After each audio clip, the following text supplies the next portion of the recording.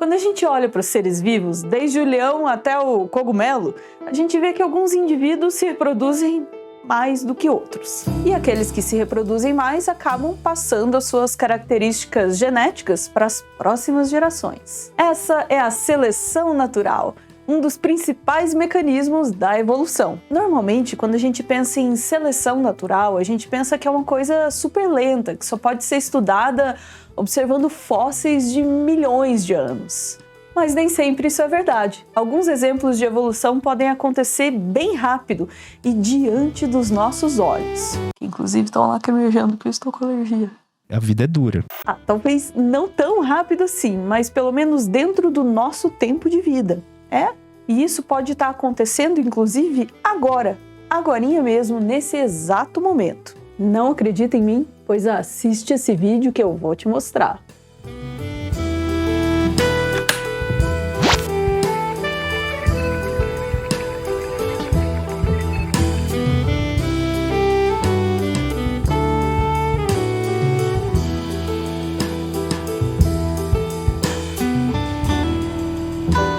O exemplo clássico que você vai encontrar em qualquer livro de biologia para falar sobre a evolução é a dos tentilhões do arquipélago de Galápagos. E é justo, já que eles foram essenciais para que Darwin entendesse e explicasse a teoria. Foi assim, o Darwin viu que esses pássaros eles eram praticamente idênticos aos que viviam no continente. Praticamente idênticos, com exceção do bico, que era diferente não só dos pássaros do continente, mas era diferente entre as ilhas do arquipélago. E sabe o que é mais louco? As diferenças não eram aleatórias. Cada espécie tinha o bico ideal para a dieta que tinha em cada uma das ilhas. A partir disso, Darwin concluiu que os tentilhões de Galápagos eram descendentes dos tentilhões do continente. Mas por que eles não eram iguais, então? Porque a cada geração, a seleção natural garantia que aqueles que tinham o bico mais adaptado à dieta daquela ilha específica deixavam mais descendentes, que herdavam então esse tipo de bico. E isso foi se repetindo até que, com o passar do tempo, eles se tornaram espécies diferentes. Nesse vídeo a gente também vai falar dos tentilhões, mas não os tentilhões do Darwin, e sim os do casal Peter e Rosemary Grant, ambos biólogos da Universidade de Princeton. Entre 1973 e 2012, o casal passou 6 meses por ano na ilha de Daphne Maior, um local quase intocado pelo ser humano, catalogando e colhendo amostras de várias espécies de tentilhões da ilha. E o que eles observaram com esses pássaros é que variações no clima, como chuvas e secas, já são o suficiente para afetar o tipo de alimento que vai estar disponível e, com isso, o tamanho do bico dos animais. Olha só, a gente não está falando de alterações que levam séculos ou mesmo décadas para acontecer. A gente está falando de questão de anos. Por exemplo, uma seca que aconteceu em 1977, ela diminuiu a quantidade de sementes disponíveis para os pássaros. E foi aí que só os pássaros com os bicos mais fortes, que eram capazes de quebrar sementes mais duras, conseguiram sobreviver àquela dificuldade. E só isso já foi o suficiente para que nos anos seguintes desse para ver que os bicos dos descendentes desses pássaros que sobreviveram à dificuldade eram maiores. Vamos ouvir o que o próprio Peter Grant tem a falar sobre isso. Gente, vocês me permitem um adendo aqui completamente nada a ver? Ai, que casal fofinho! An important factor that emerges from the research is that evolution of long-lived animals, like birds, they can live for as long as 17 years, for example, can be studied and has been studied and is found to occur rapidly where Então, dá para estudar a evolução de animais que vivem aí uns 17 anos, como esses pássaros aí. Acontece, dá para ver. Environmental circumstances determine that, and that it recurs. It's not just a singular event.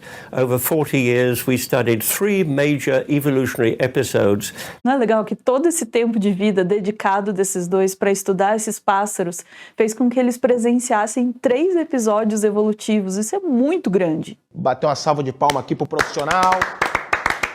Mas em 1981 aconteceu algo ainda mais surpreendente, além, obviamente, do meu próprio nascimento.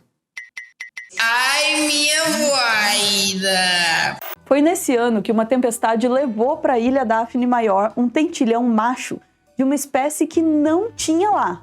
Um tentilhão do cactus, ele chamava.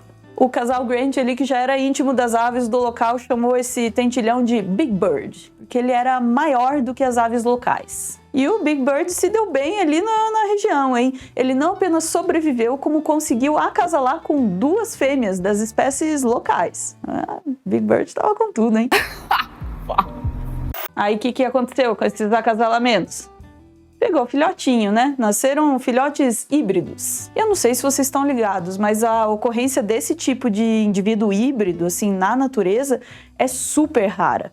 E esses indivíduos híbridos serem férteis é muito, muito difícil. Quase nunca acontece. Quase nunca acontece, porque nesse caso, aconteceu. E os filhotinhos do Big Bird conseguiram se reproduzir, sobrevivendo a episódios de quase extinção, por causa de secas e também a muito incesto.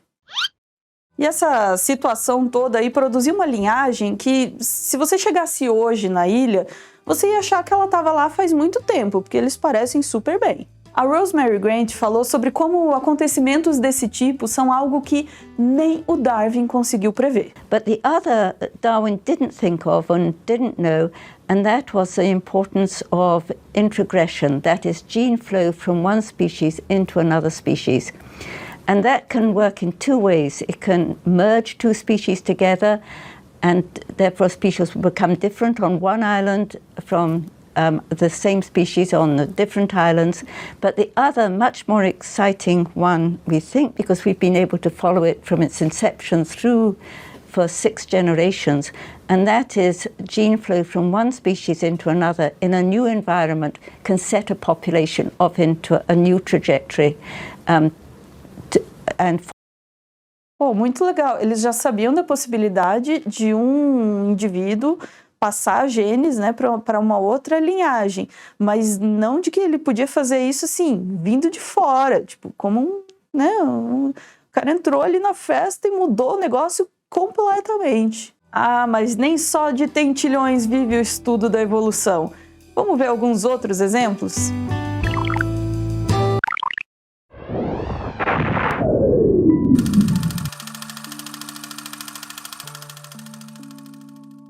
O filme que eu vou indicar para vocês hoje é Born in Flames, um longa de 1983 que mostra um Estados Unidos distópico, onde as mulheres são alvo de todo tipo de opressão.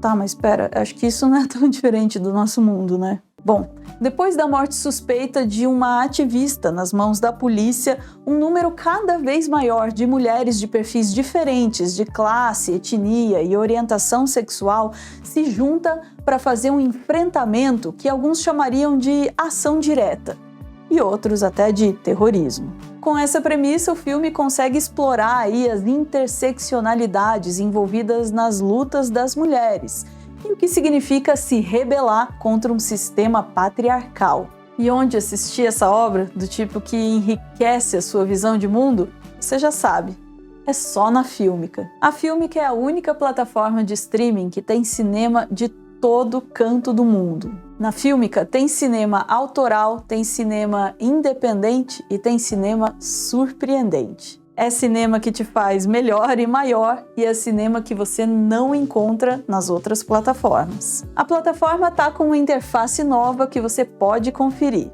Até o final de julho de 2024, a Filmica traz a promoção do passe anual Pix. Em vez de 120, você pode pagar apenas R$ 84 por um ano de assinatura. Vai por mim, pela quantidade, pela qualidade e pela variedade do material que tem lá, tá muito barato, vale super a pena. O site é filmica.com.br.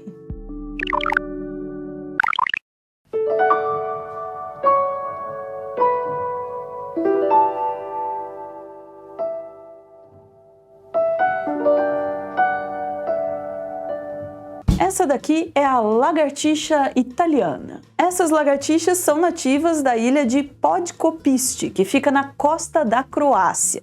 mas elas não existiam na ilha de Podmcaro, que fica a pouco mais de 3 quilômetros de Podgorica. Elas não existiam naquela ilha, né? Até o ser humano levar cerca de 10 indivíduos para lá em 1971. Daí, quase 30 anos depois, os cientistas voltaram para Podmcaro e viram que as lagartixas que tinham sido levadas para lá já tinham substituído as lagartixas locais.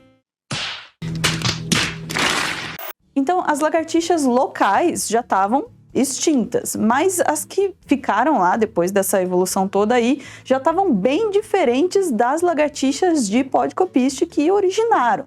Ou seja, era outra coisa. Algumas diferenças eram assim superficiais, elas eram maiores, eram mais cabeçudas, tinham as patas traseiras mais curtas. A dieta também tinha mudado, elas tinham se tornado vegetarianas. Mas a surpresa veio mesmo foi quando eles olharam as lagartixas por dentro. O intestino dessas lagartixas tinha mudado para digerir melhor as plantas que esses répteis estavam comendo ali naquela situação.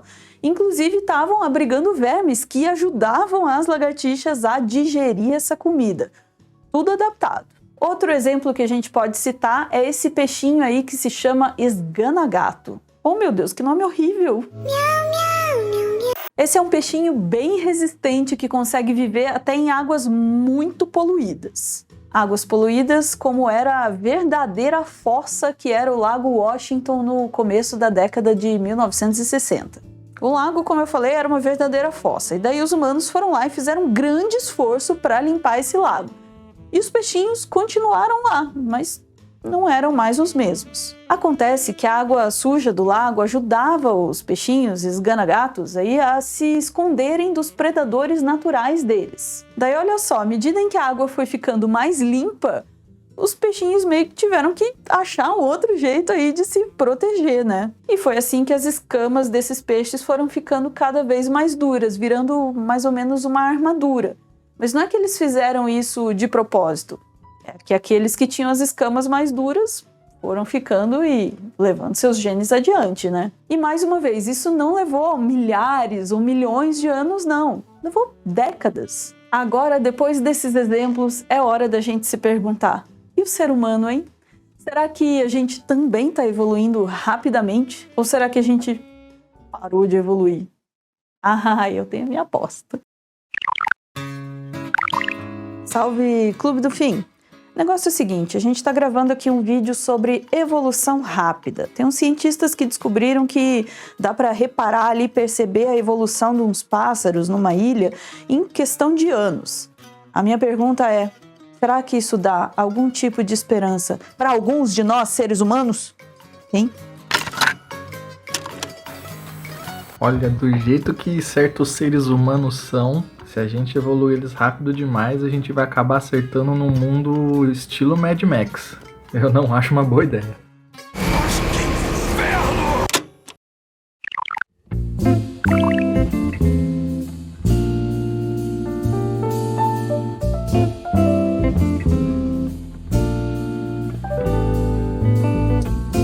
De acordo com o grande documentarista David Attenborough, nós somos a única espécie a parar a evolução por vontade própria. Para ele, o ser humano já não evolui mais biológica ou fisicamente. E o motivo disso é que desde a criação da civilização, como a gente conhece ela, quase todos podem deixar descendentes e passar os seus genes adiante. Em vez disso, a evolução agora seria cultural. Aqueles que defendem essa ideia dizem que são os mais inteligentes e mais criativos que vão conseguir os melhores empregos e acumular mais dinheiro.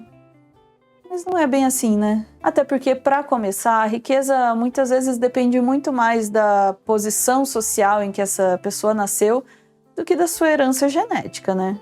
Pois é outro tipo de herança que importa, não é a genética, não. Além disso, não faltam exemplos de características físicas que evoluíram recentemente nos humanos. Os olhos azuis, por exemplo, têm só 10 mil anos.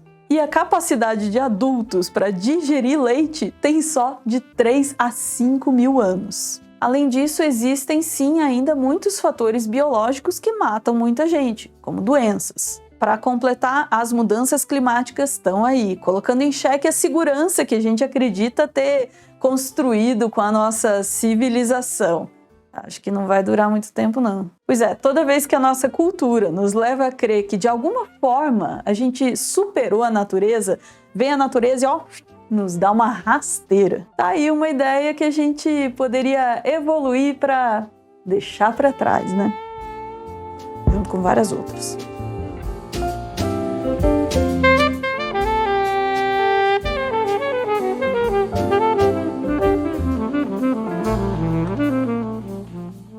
Sexo é bom, sexo é bom, sexo é bom.